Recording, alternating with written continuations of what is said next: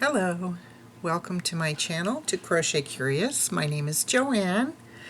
Very pleased that you decided to watch. Hey, if you haven't subscribed yet, please do. I am really close to 200 subscribers and I am planning another giveaway at 250, so please subscribe and make your notifications public, make your subscriptions public, and give me a thumbs up and comments if you like.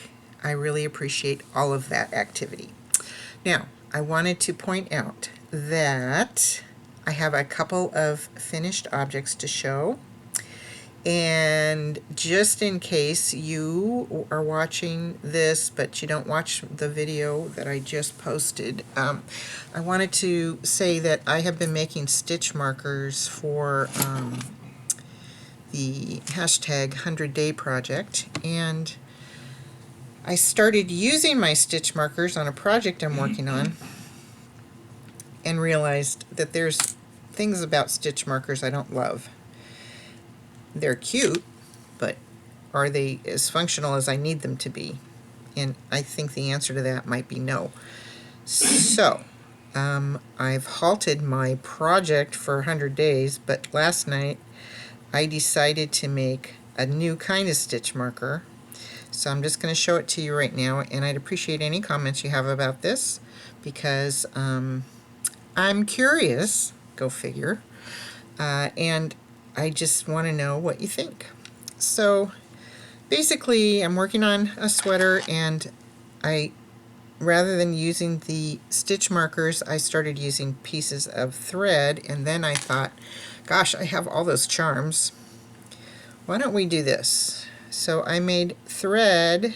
I made a yarn stitch marker, and then wrapped it and put the charms on the end. Oh, sorry. I'm trying to get it where it's in front of a camera here. There we go.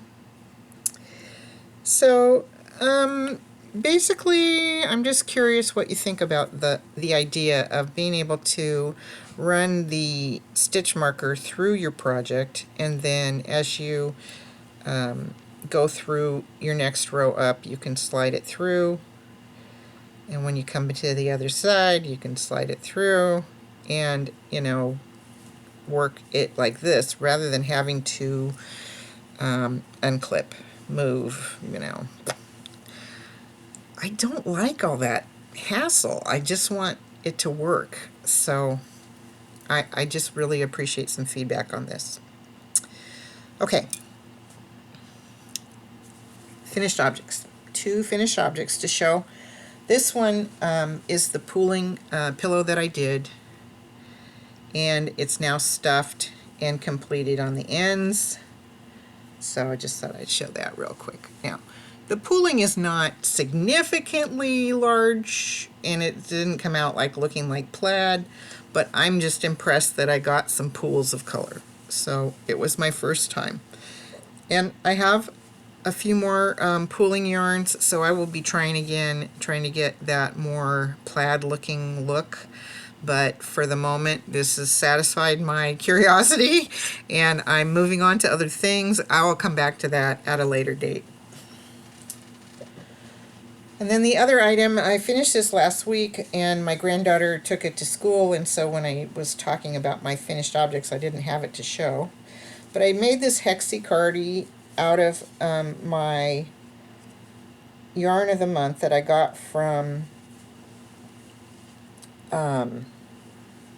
Darn Good Yarn, and I didn't have quite enough to do this whole project.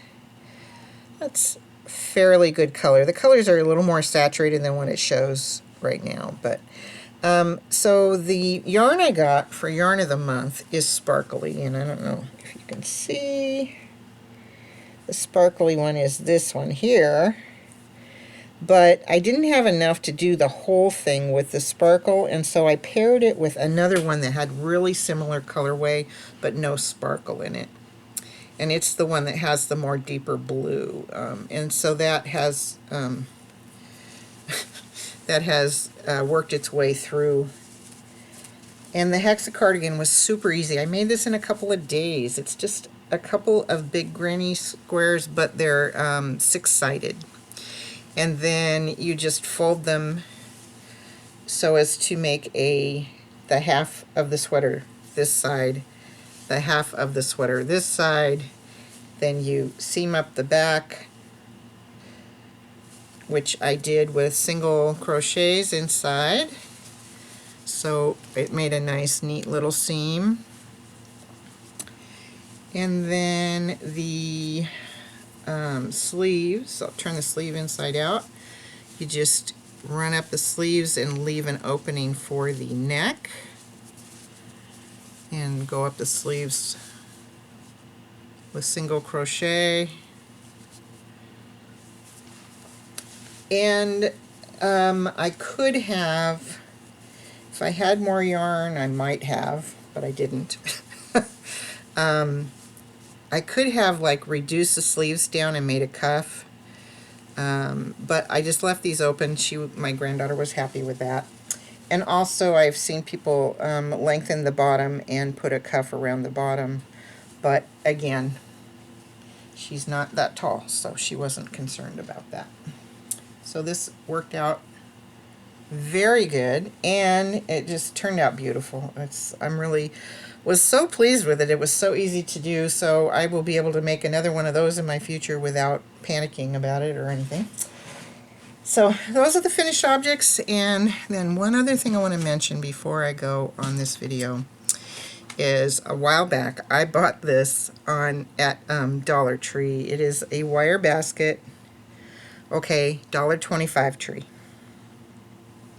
So I don't know if you've seen those $40, $50, $80 yarn bowls, but this works great. I mean, it's not circular, but I think the oblong shape of it is actually helpful. And of course you can run your yarn through the side if you want to, but you don't have to. You can work it off the top. There's no rough edges for the yarn to catch on. It gets a good review from me, so that's a perfectly decent Dollar Tree yarn bowl. This is my chunky ball of yarn and fits really good in there. So now you know. That's it. The next thing I'm working on is things we're making Thursday. So thank you. If you haven't subscribed yet, please do. And I really hope to see you soon on another video. Have a great evening.